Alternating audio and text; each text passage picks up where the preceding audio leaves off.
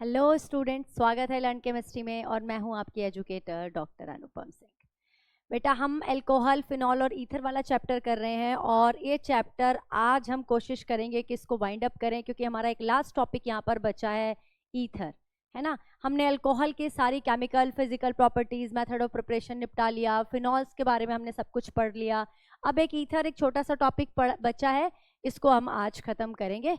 तो चलिए स्टार्ट करते हैं ईथर्स को। ईथर को हम रिप्रेजेंट कैसे करते हैं? ROR। This is the representation where oxygen atom के दोनों साइड एक एक एल्काइल ग्रुप प्रेजेंट होता है। ROR कहते हैं, इसका ये जनरल रिप्रेजेंटेशन है ROR। इसका अगर मैं जनरल फॉर्मूले की बात करूं तो इसका जो जनरल फॉर्मूला होता है CnH2n+2O होता है, और ये सेम होता है जैसे कि मोनोहाइड्रिक एल्कोहल का होता है। मोनोहाइड्रिक एल्कोहल और ईथर का जनरल फॉर्मूला सेम होता है। यही रीजन है कि ईथर और मोनोहाइड्रिक एल्कोहल फंक्शनल आइसोमर्स बनाते हैं। दोनों का मॉलिक्यूलर फॉर्मूला सेम होता है लेकिन फंक्शनल ग्रुप डिफरेंट होते हैं, ठीक है। तो इसी तरह ये याद रखेंगे कि जो ईथर है वो मोनोहाइड्रिक एल्कोहल का क्या है? फंक्शनल आइसोमर है। अगर ईथर को आप ध्यान से देखो तो आपने वाटर देखा होगा, ये वाटर होता है, ठीक है। वाटर में क्या किया? दो हाइड्रोजन को रिप्लेस करके एल्काइल ग्रुप आ गया। It means it is a di alkyl derivative of water.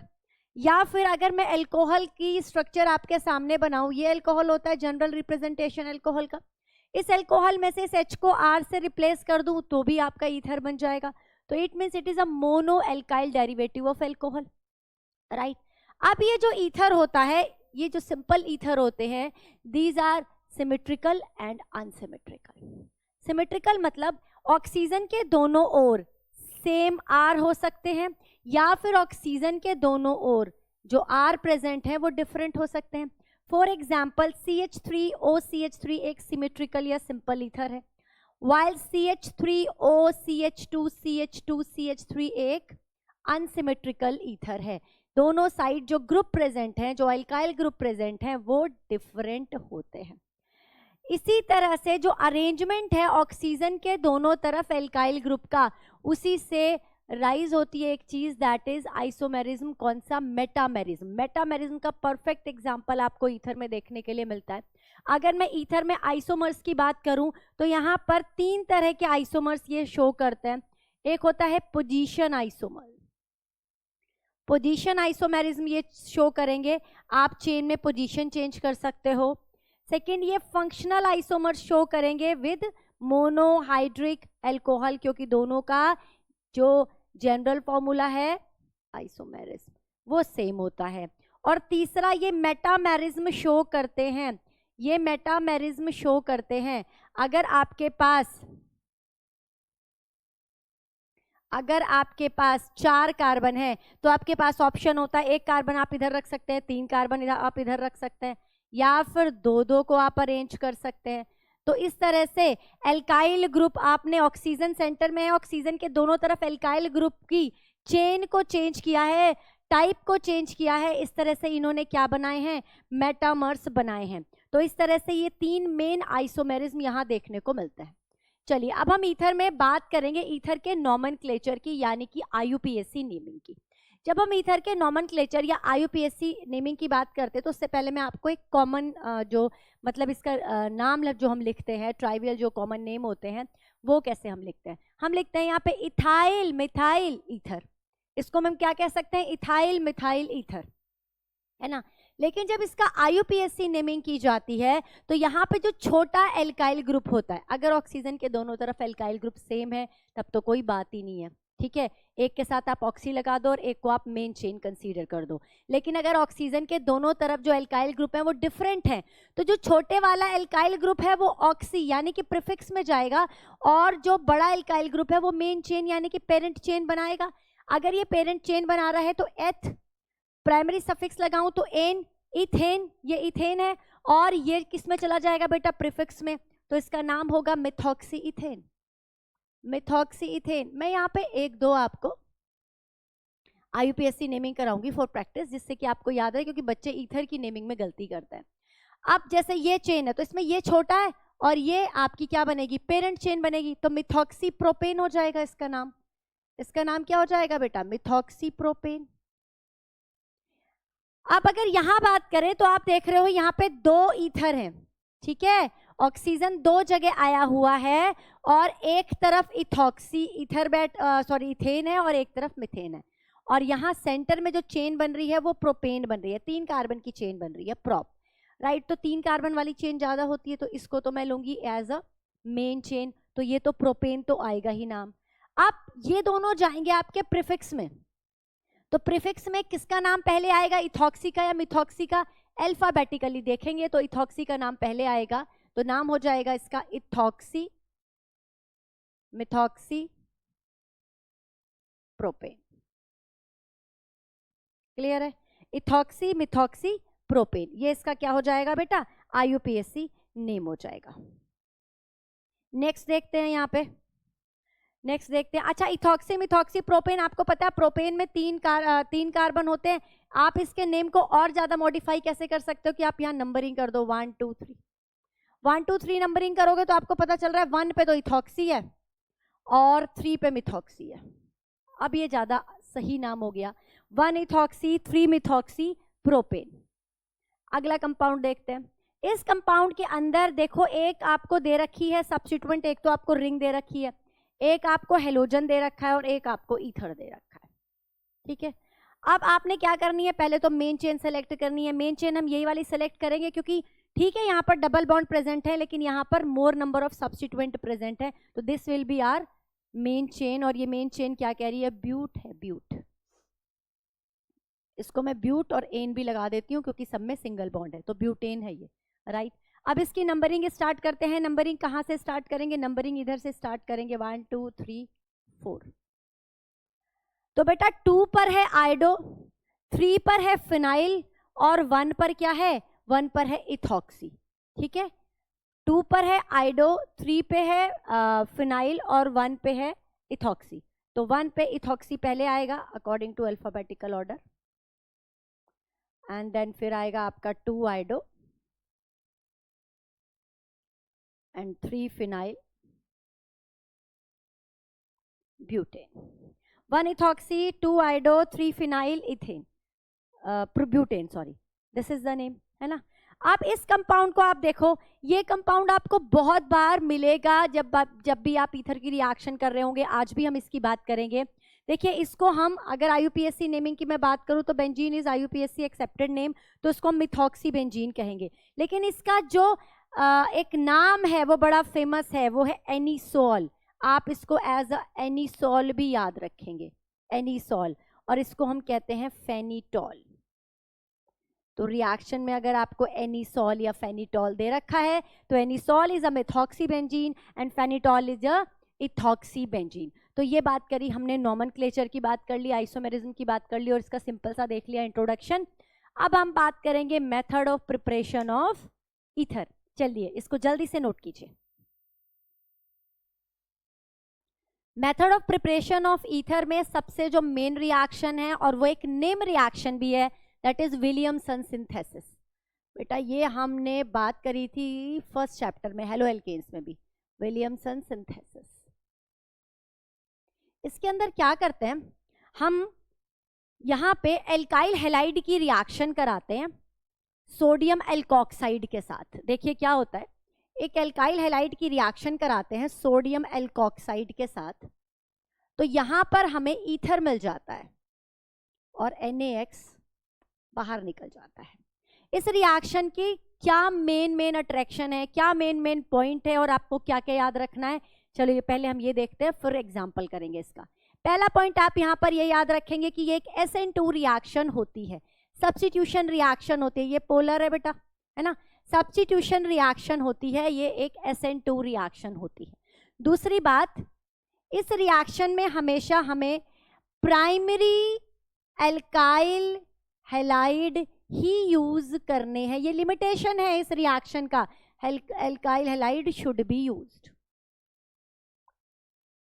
आपको ईथर बनाना है अगर, तो वहां पर प्राइमरी एल्काइल हैलाइड ही लेना पड़ेगा, लेकिन अगर आपने सेकेंडरी ले लिया, अगर आपने टर्शरी ले लिया तो क्या होगा, तो बेटा वहां पर सब्स्टिट्यूशन रिएक्शन नहीं होगी।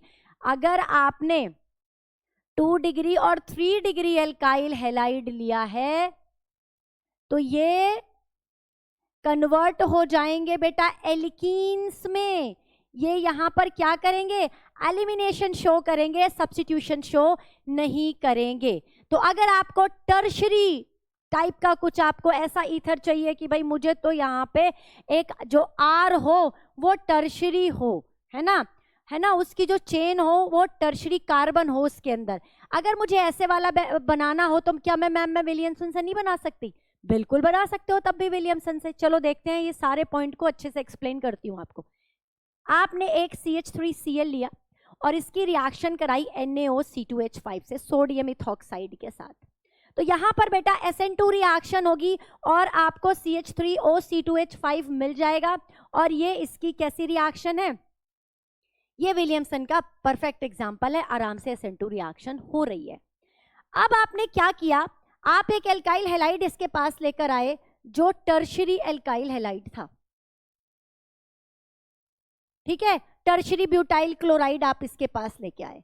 आपने कहा मुझे तो एक ऐसा ईथर चाहिए जिसकी चेन में टर्शरी कार्बन हो, मुझे तो एक ऐसे वाला ईथर चाहिए। चलिए, तो आपने क्या किया, एक टर्शरी एल्काइल हैलाइड लिया और इसकी रिएक्शन आपने करा दी। मैं यहाँ पर सोडियम इथॉक्साइड ले रही हूँ, आप सोडियम मिथॉक्साइड ले सकते हैं, सोडियम परऑक्साइड ले सकते हैं, कुछ भी ले सकते हैं। तो अब यहाँ पर क्या होगा, ये जो NaOC2H5 है, ये जो सोडियम इथॉक्साइड है, ये एक बहुत अच्छे बेस का काम करेगा और ये Cl यहाँ से निकल जाएगा। यहाँ से क्या होगा बेटा, Cl निकल जाएगा, Cl is a good leaving group होकर यहाँ से निकल जाएगा और ये NaOC2H5 साथ में इन CH3 में से किसी एक हाइड्रोजन को चुरा लेगा।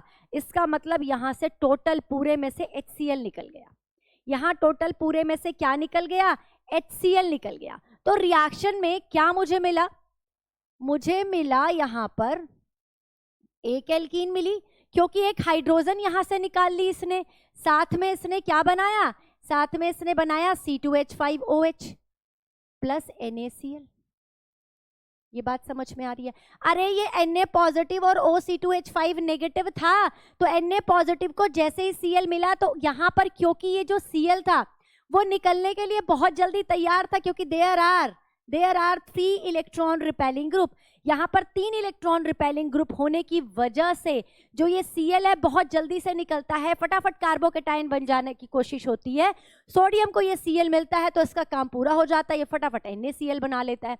अब जो ये OC2H5 नेगेटिव है, ये एक बेस की तरह काम करता है, यहाँ पर ये बेस की तरह काम करता है और क्या कर देता है बेटा, ये यहाँ पर से एक हाइड्रोजन को एब्स्ट्रैक्ट कर लेता है और एल्कीन बन जाती है। तो आपका तो पर्पस सॉल्व ही नहीं हुआ, आपको तो ईथर मिला ही नहीं। यहाँ पर जो ये रिएक्शन वाया SN2 हो रही थी, अब तो ये एलिमिनेशन रिएक्शन हो रही है, अब ये प्रॉब्लम आ गई, तो क्या मैम हम इससे सिर्फ प्राइमरी टाइप के ही ईथर बना सकते हैं? नहीं जी, आप यहाँ पर टर्शरी बना सकते हो, लेकिन आपको क्या करना पड़ेगा, ये टर्शरी वाली चेन आपको इसके साथ रखनी पड़ेगी। टर्शरी वाली चेन किसके साथ रखनी पड़ेगी, एल्कोक्साइड में लेनी पड़ेगी। चलिए देखते हैं कैसे। आप क्या कर सकते हैं, आपने लिया CH3Cl, एक 1 डिग्री एल्काइल हैलाइड लेंगे, alkyl halide should be 1 degree, ये लिमिटेशन है भाई यहाँ पे। इसकी रिएक्शन आपने कराई टर्शरी ब्यूटॉक्साइड के साथ, देखिए कैसे।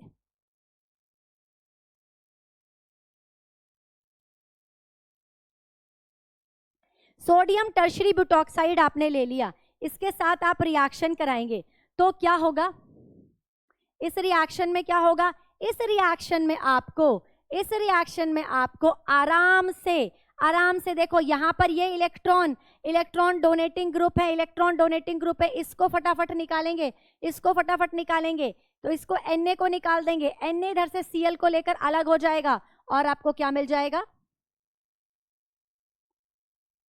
आपको मिल जाएगा एक ईथर जिसके अंदर आपकी मर्जी थी, आपकी इच्छा थी कि आपको एक टर्शरी कार्बन वाला ईथर चाहिए, तो आपने ये एक ईथर बना लिया।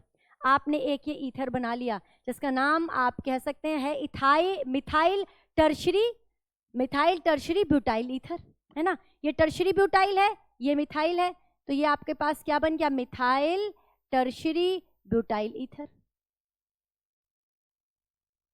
बना लिया आपने। तो आपने अगर टर्शरी आपको चाहिए ईथर, तो उसके लिए आपको क्या करना होगा, हेलाइड को आप टर्शरी नहीं रखेंगे, हेलाइड शुड बी 1 डिग्री। आप चेंजेस यहां पर कर दीजिए, आप एल्कोक्साइड के केस में चेंज कर दीजिए, उसको आप 2 डिग्री कर लीजिए, उसको आप 3 डिग्री कर लीजिए, राइट। ये बात समझ में आई। तो ये एक हमारा बहुत ही इंपॉर्टेंट मेथड है विलियमसन सिंथेसिस। ये मैंने आपको मैकेनिज्म भी बता दिया इसका, और दूसरा मैंने आपको यहाँ पर बताया कि इसकी लिमिटेशन क्या है। इसको जल्दी से नोट करेंगे और उसके बाद हम करेंगे अपनी नेक्स्ट मेथड, और वो है कि अगर हम अल्कोहल का डिहाइड्रेशन कर दे। ये मैंने आपको अल्कोहल वाले चैप्टर में बेटा रिएक्शन कराई है। अल्कोहल का डिहाइड्रेशन कर दें, अल्कोहल में एलिमिनेशन कर दें, तो वहां पर भी हमें ईथर मिल जाएगा एक पर्टिकुलर टेम्परेचर पर। अगर मैं अल्कोहल को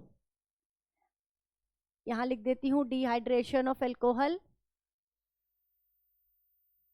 अगर हम अल्कोहल के 2 मॉलिक्यूल ले रहे हैं, कॉन्सेंट्रेटेड H2SO4 हमारे पास है, दैट इज डिहाइड्रेटिंग एजेंट, तो यहां पर मुझे ईथर मिल जाएगा C2H5O C2H5 प्लस वाटर बाहर निकल जाएगा, मुझे डाईथाइल ईथर मिल जाएगा, या मैं कह सकती हूँ इथॉक्सी इथेन मिल जाएगा। Ethoxy ethane is IUPAC name. लेकिन यहाँ पर याद रखना है temperature should be 413 kelvin. 413 kelvin temperature याद रखेंगे। 413 केल्विन पर तो आपको ईथर मिलेगा, लेकिन अगर टेम्परेचर आपने बढ़ा दिया 443 केल्विन ले गए, तो यहाँ ईथर ना मिलकर आपको यहाँ पर भी एल्कीन मिलने लगेगी। ठीक है, ये बात समझ में आ गई। यहाँ पर आपको क्या मिलने लगेगी बेटा, एल्कीन मिलने लगेगी। एक और रिएक्शन जो पहले पढ़ चुके हैं हम हेलो एल्केन्स में, अगर हम ड्राई Ag2O ले लें, अगर हम ड्राई Ag2O ले लें और इसकी रिएक्शन हम एल्काइल हैलाइड के साथ कराएं, देखिए 2 मॉलिक्यूल ले रहे हैं हम एल्काइल हैलाइड के, और साथ में हमने लिया है ड्राई Ag2O। ड्राई Ag2O लिया है तो यहां पर बेटा 2 AgCl निकल जाएगा और आपको ईथर मिल जाएगा। मैं इसको C2H5 लिख देती हूँ, C2H5O C2H5। ठीक है, याद रखेंगे कि ये ड्राई सिल्वर ऑक्साइड होना चाहिए, क्योंकि अगर आपने मॉइस्ट सिल्वर ऑक्साइड ले लिया तो अल्कोहल बन जाएगा, ये मैं बता चुकी हूँ आपको, तो अल्कोहल बन जाएगा। तो ये चीजें आपने याद रखनी है, इन चीजों को आपने स्टार करना है, टेम्परेचर को आपको स्टार करना है भाई। टेम्परेचर याद रखेंगे, क्योंकि टेम्परेचर 413 होगा तो ईथर बनेगा, 443 होगा तो एल्कीन बनेगी। इसी तरह अगर ड्राई सिल्वर ऑक्साइड होगा तो ईथर बनेगा, और अगर उसमें मॉइस्चर आ गया तो वहां पर अल्कोहल बनेगा, क्योंकि इन बिटवीन AgOH बन जाएगा। AgOH सब्स्टिट्यूशन करा देगा, और सब्स्टिट्यूशन तो यहाँ पे भी हो रहा है, पर वहां पे AgOH क्या करेगा, अल्कोहल बना देगा। ठीक है, ये बात क्लियर होगी। तो ये हमने कुछ इंपॉर्टेंट मेथड ऑफ प्रिपरेशन किए। इसके बाद हम बात करेंगे नेचर ऑफ ईथर। ईथर में जो बॉन्ड नेचर है उसकी बात करें। उसमें जो ऑक्सीजन होता है 2 एल्काइल ग्रुप के साथ जुड़ा होता है, और इस ऑक्सीजन का जो बेटा हाइब्रिडाइजेशन होता है वो sp3 होता है। sp3 हाइब्रिडाइज्ड होता है ये ऑक्सीजन। इसके जो ऑर्बिटल हैं उसमें 2 लोन पेयर भी होते हैं। ठीक है, क्लियर है। अब अगर ये sp3 हाइब्रिडाइज्ड है, it is tetrahedral in nature, तो इसका जो बॉन्ड एंगल है वो 109 डिग्री होना चाहिए, 109 डिग्री 28 मिनट के आसपास होना चाहिए। लेकिन जो इसका बॉन्ड एंगल होता है वो थोड़ा ज्यादा होता है, वो 111.7 डिग्री के आसपास होता है। ठीक है, उसका रीजन क्या है? उसका रीजन ये है कि जो एल्काइल ग्रुप जुड़े हुए होते हैं इस ऑक्सीजन के साथ, इन एल्काइल ग्रुप का रिपल्सिव इंटरेक्शन होता है। रिपल्सिव इंटरेक्शन, ये टर्म याद रखेंगे, दीज आर द कीवर्ड्स, है ना, these are the keywords. Repulsive interaction of alkyl group increases its bond angle. ठीक है, बॉन्ड एंगल 109 ना होकर क्या हो जाता है, 111 हो जाता है, राइट। दूसरी बात क्या है, ये पोलर है नेचर में, पोलर इन नेचर। कैसा होता है बेटा, पोलर होता है नेचर में।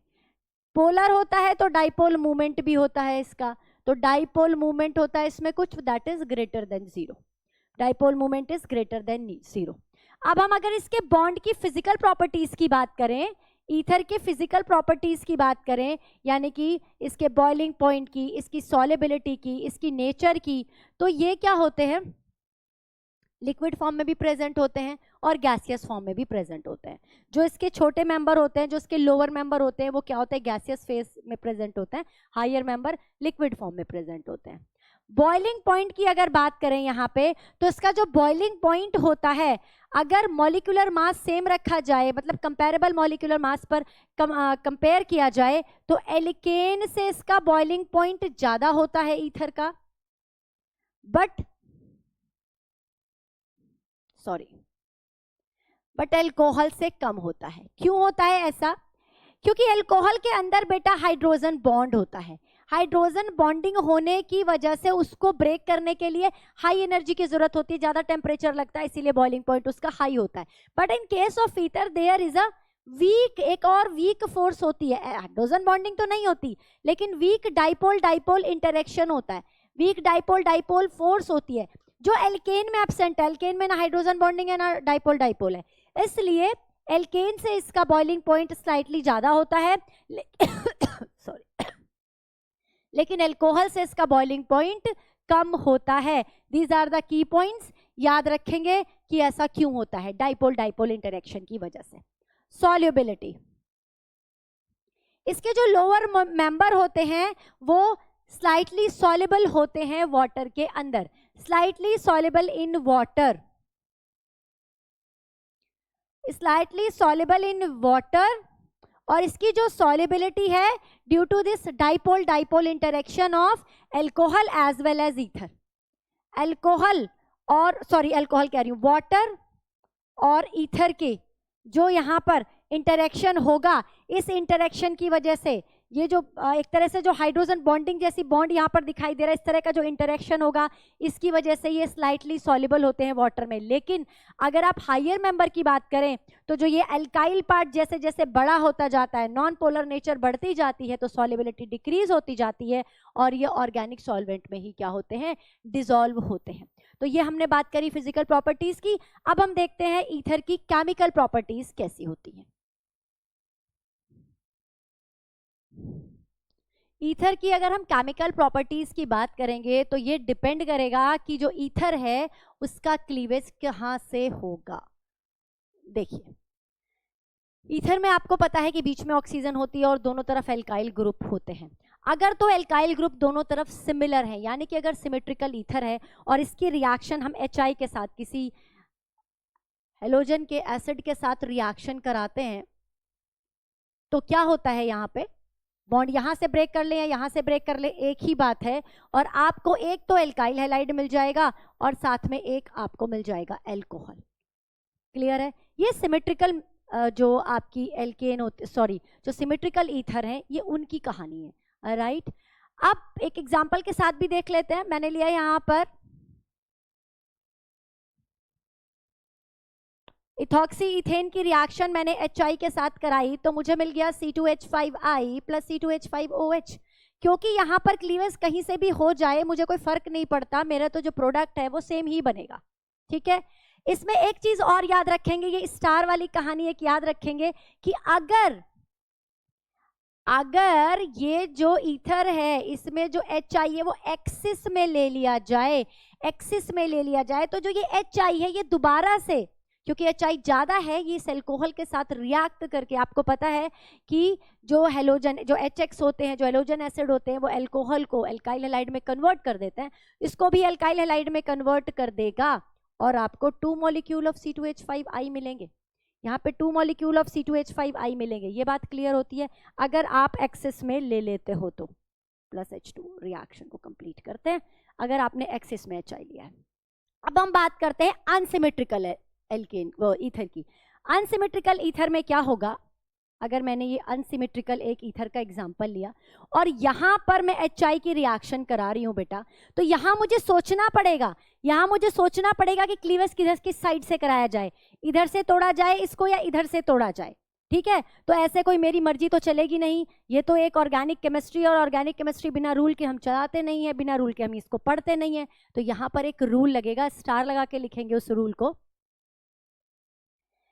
जब भी इस तरह का आपको क्लीवेज कराना हो अनसिमेट्रिकल ईथर के अंदर, मैं बार बार एल्केन पता नहीं क्यों बोल रही हूँ, अनसिमेट्रिकल ईथर के अंदर जब भी आपको इस तरह का क्लीवेज कराना हो, तो ये जो रिएक्शन होगी वो वाया SN2 चलेगी। पहली बात, इस बात का ध्यान रखेंगे। SN2 रिएक्शन में याद करो क्या होता है, कोई रिएक्शन इंटरमीडिएट नहीं बनता, रेसमिक मिक्सचर बनते हैं, और वहां पर जो स्टेरिक फैक्टर होता है वो डिसाइडिंग फैक्टर होता है।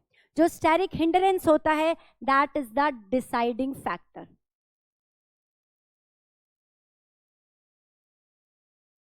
Will be deciding factor. Ma'am आपने क्या बताया, हमें कुछ पल्ले नहीं पड़ रही है बात, क्या बोल रहे हो स्टेरिक हिंड्रेंस वगैरह, सीधी तरीके से समझाओ, सीधी तरीके से समझाते हैं आपको। अगर आपका जो अनसिमेट्रिकल, मैं इसको अनसिमेट्रिकल ईथर को ऐसे लिख रही हूं, उसमें एक तो आपका कोई छोटा ईथर है, एक साइड जो आर है, आर स्मॉल है, कोई 1 डिग्री है मान लो 1 डिग्री है, और जो दूसरा आर डैश है वो 1 डिग्री और 2 डिग्री है, ये स्मॉल वाला है, ये लार्ज है। तो रिएक्शन जो होगी वो वाया SN2 चलेगी, और बेटा SN2 में जब मैं कह रही हूँ स्टेरिक फैक्टर डिसाइडिंग होगा, तो जो बड़े वाला ग्रुप है वो स्टेरिक हिंड्रेंस हो जाएगी वहां पे। जब वहां पे स्टेरिक हिंड्रेंस होगी तो जो हैलाइड आयन है, जो I नेगेटिव है वो इसको अप्रोच करने से डरेगा, वो इसको अप्रोच नहीं करना चाहेगा, तो वो किसको अप्रोच करेगा, स्मॉल वाले को अप्रोच करेगा। तो रिएक्शन क्या होगी कि जो बेटा छोटे वाला है, जो छोटे वाला आपके पास आपको एल्काइल ग्रुप दिख रहा हो, उसके साथ I जोड़ दो और बड़े वाले को अल्कोहल में कन्वर्ट कर दो, दिस इज द मेथड। अगर आपको इस तरह से दिख रहा है कोई अनसिमेट्रिकल जो ईथर है, अनसिमेट्रिकल ईथर आपको अगर इस तरह से दिख रहा है कि उसमें एक साइड छोटा एल्काइल ग्रुप है और एक साइड बड़ा एल्काइल ग्रुप है, और बड़े एल्काइल ग्रुप में वो या तो 1 डिग्री है या 2 डिग्री है, बड़ा है लेकिन 1 डिग्री या 2 डिग्री है। अब एक दूसरा स्टार लगाएंगे, बड़े वाला स्टार लगाएंगे, बिग स्टार। एक और रूल बताने जा रही हूं उसका। अगर आपके पास अनसिमेट्रिकल ईथर के अंदर एक एल्काइल ग्रुप 3 डिग्री है, दूसरा 1 डिग्री है या 2 डिग्री है, कोई फर्क नहीं पड़ रहा, अगर एक एल्काइल ग्रुप 3 डिग्री है, तो ये जो 3 डिग्री वाला एल्काइल ग्रुप है, तो जो ये जो रिएक्शन है बेटा वो SN1 के वाया होगी, ये रिएक्शन वाया SN1 होगी। और SN1 रिएक्शन में याद करो कार्बोकैटायन रिएक्शन इंटरमीडिएट बनता है, तो स्टेबिलिटी ऑफ कार्बोकैटायन क्या होगा बेटा, डिसाइडिंग फैक्टर होगा कि कौन बनेगा। अब अगर जो टर्शरी वाला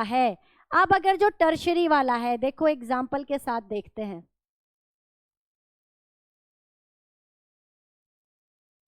अगर ये जब बॉन्ड ब्रेक होता है तो यहां पर देखो क्या बन रहा है, एक टर्शरी कार्बोकैटायन बन रहा है, ये बात समझ में आ रही है, बताओ। टर्शरी कार्बोकैटायन बन रहा है, लेकिन अगर मैं बॉन्ड यहां से ब्रेक करूं तो कार्बोकैटायन क्या बनेगा, ये वाला बनेगा। कौन सा ज्यादा स्टेबल है, tertiary carbocation is more stable. Stability का ऑर्डर पता है, 3 degree, 2 degree, 1 degree in case of carbocation.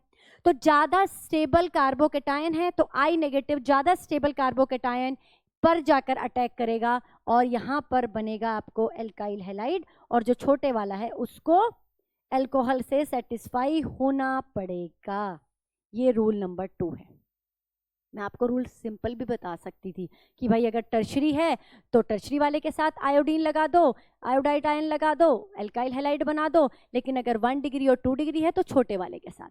लेकिन ऐसा होता क्यों है, उसके पीछे क्या मैकेनिज्म है, ये भी बताना जरूरी था। तो याद रखेंगे यहाँ पर SN2 के वाया रिएक्शन हुई है जब 1 डिग्री और 2 डिग्री है अनसिमेट्रिकल ईथर के अंदर एल्काइल ग्रुप।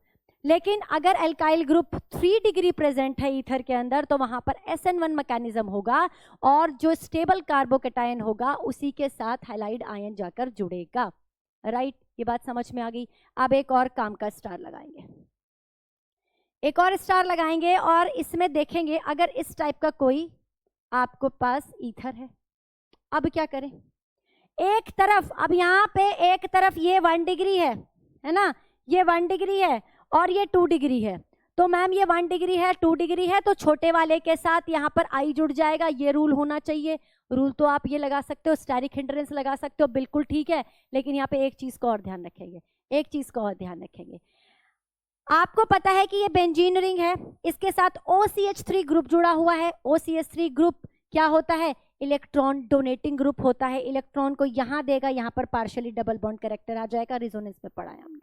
तो ये जब पार्शियली डबल बॉन्ड कैरेक्टर होगा तो इस बॉन्ड को तोड़ना मुश्किल होगा, ये बॉन्ड टूटना आसान होगा, ये बॉन्ड टूटना आसान होगा, इसलिए क्योंकि ये बॉन्ड अगर टूट जाएगा तो ये बच जाएगा phenolate ion, this is resonance stabilise, it is more stable. तो बेटा OH यहां आएगा और CH3 आएगा, ये वाला बॉन्ड ब्रेक होगा। क्लियर हो गया, ये 3 रूल समझ में आते हैं। जब भी आप हेलोजन एसिड की रिएक्शन इसके ऊपर कराएंगे, ईथर के ऊपर कराएंगे, तो आपको ये तीनों रूल याद रखने हैं। पहला रूल SN1 के वाया हुई, SN2 के वाया हुई, दूसरी SN1 के वाया हुई, तीसरे में आपको याद रखना है अगर रिंग प्रेजेंट है तो पार्शियल डबल बॉन्ड करेक्टर आने की वजह से बॉन्ड के साथ जो ऑक्सीजन जुड़ी हुई है वो बॉन्ड टूटना मुश्किल होगा, इसलिए दूसरे वाला जो ग्रुप है वो एल्काइल हैलाइड बनाएगा, जो ऑक्सीजन के दूसरे साइड एल्काइल ग्रुप प्रेजेंट है। क्लियर हो गया, तो ये जो आपको मैंने रूल बताए हैं, आपको NCERT के इन टेक्स्ट में और पीछे बैक एक्सरसाइज में इसके क्वेश्चन दे रखे हैं, बहुत इंपॉर्टेंट क्वेश्चन है, बिल्कुल इन टेक्स्ट के उठ के आ जाते हैं एग्जाम में, राइट। सबकी प्रैक्टिस आपको करनी है, कोई डाउट है तो आप जरूर पूछेंगे। अब हम इसकी कुछ और रिएक्शंस कर लेते हैं, चलिए आपने ये नोट कर लिया होगा। अब हम बात करते हैं कि अगर एरोमेटिक हमारे पास ईथर है, अगर एरोमेटिक ईथर है, ये तो हमने एलिफेटिक की बात करी, अगर एरोमेटिक ईथर है यानी कि एनिसोल हो गया, फेनिटोल हो गया, तो वहां रिंग की वजह से भी तो रिएक्शन होंगी बेटा, एक जो दूसरे टाइप की रिएक्शन होंगी वो रिंग की वजह से रिएक्शन होगी ना। रिंग की वजह से अगर रिएक्शन होगी तो फिर कौन सी रिएक्शन होगी, इलेक्ट्रोफिलिक सब्स्टिट्यूशन रिएक्शन होगी, है ना, इलेक्ट्रोफिलिक सब्स्टिट्यूशन रिएक्शन होगी। जस्ट अ मिनट, हाँ ओके। तो इलेक्ट्रोफिलिक सब्स्टिट्यूशन रिएक्शन आपको पता है कौन कौन सी होती है, हेलोजिनेशन, नाइट्रेशन, सल्फोनेशन और फ्रिडल क्राफ्ट। हम ये सारी रिएक्शन कराएंगे यहाँ पे रिंग की वजह से होने वाली। तो ये मैंने एक कंपाउंड लिख दिया है, और आपको पता है कि जो ये ग्रुप है ये ऑर्थो पैरा डायरेक्टिंग ग्रुप होता है, इसीलिए आने वाले ग्रुप को ये ऑर्थो या पैरा पोजीशन पर भेजेगा। तो अगर मैं हेलोजिनेशन कराऊं, हेलोजिनेशन का मतलब क्या होगा कि मैं कोई हेलोजन लूं, साथ में हम ले लें यहाँ पर एक लिविस एसिड, तो क्या होगा, ऑर्थो एंड पैरा डेरिवेटिव मिलेंगे, ऑर्थो एंड पैरा डेरिवेटिव मिलेंगे, ठीक है, ऑर्थो एंड पैरा डेरिवेटिव मैं इधर लिख देती हूँ, plus ortho and para derivative मिलेंगे, एंड दिस इज मेजर। इसी तरह मैं नाइट्रेशन करा दूं, नाइट्रेशन करा दूं, कॉन्सेंट्रेटेड HNO3 मैंने यहाँ पर लिख दिया, ऑर्थो एंड पैरा डेरिवेटिव बनाकर ही दिखा देते हैं। आप कहोगे कि मैम आप दिखा नहीं रहे हो बना के, कहाँ पे NO2 जोड़ रहे, ये जोड़ेगा बेटा, ये जोड़ेगा, ऑर्थो बनेगा, पैरा बनेगा, पैरा इज अ मेजर, है ना, पैरा मेजर होगा, याद रखेंगे। Br2 की रिएक्शन करा रहे हैं यहाँ पे,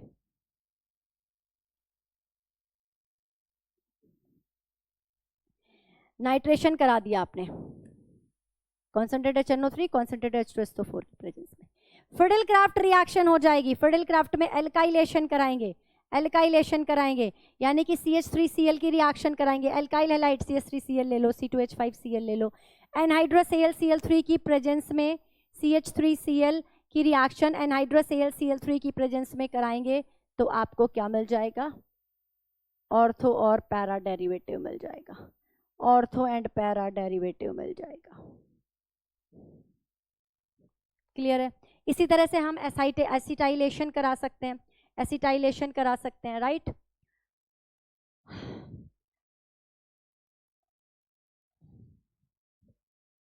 CH3 COCl के साथ रिएक्शन कराएंगे, तो यहां पर आ जाएगा OCOCH3 और पैरा पर भी आ जाएगा OCOCH3, सॉरी पैरा पे आ जाएगा, 2 मिथॉक्सी एसिटोफिनॉन और ये 4 मिथॉक्सी एसिटोफिनॉन, ठीक है, राइट। ये 2 नाइट्रोएनिसॉल, ये 4 नाइट्रोएनिसॉल, इस तरह से आप इनके नाम लिख सकते हैं। इसको हम जनरली एनिसॉल कहते हैं, ये मैं बता चुकी हूँ, ये एनिसॉल है। तो इस तरह से रिंग की वजह से भी रिएक्शन होती है। रिंग की रिएक्शन तो आपको पहले से पता भी थी कि अगर रिंग है तो वहां पर क्या हो जाएगा बेटा, इलेक्ट्रोफिलिक सब्स्टिट्यूशन हो जाएगा। लेकिन आपको याद रखना है कि जब आप ईथर में बॉन्ड को ब्रेक करते हो, है ना, अगर आप एलिफेटिक ईथर में बॉन्ड को ब्रेक करते हो तो वहां पर जो तीनों रूल है वो आपको याद रखने हैं। तो ये छोटा सा टॉपिक था ईथर वाला। अल्कोहल कर चुके, फिनॉल कर चुके और आज हमने ईथर भी खत्म कर लिया। तो इस तरह से हमारा ये चैप्टर भी कंप्लीट हो गया और नेक्स्ट चैप्टर हम स्टार्ट करेंगे फिर एल्डिहाइड, कीटोन एंड एसिड। वो थोड़ा सा लेंदी चैप्टर होगा लेकिन कोई बात नहीं, उसे भी टाइम से कंप्लीट करने की कोशिश करेंगे। और इस चैप्टर के सारे क्वेश्चंस आप कीजिए, कोई डाउट होगा तो कमेंट बॉक्स में लिखिए, हम आपकी जरूर हेल्प करेंगे। और ऐसे ही पढ़ते रहिए, बढ़ते रहिए। Thank you so much.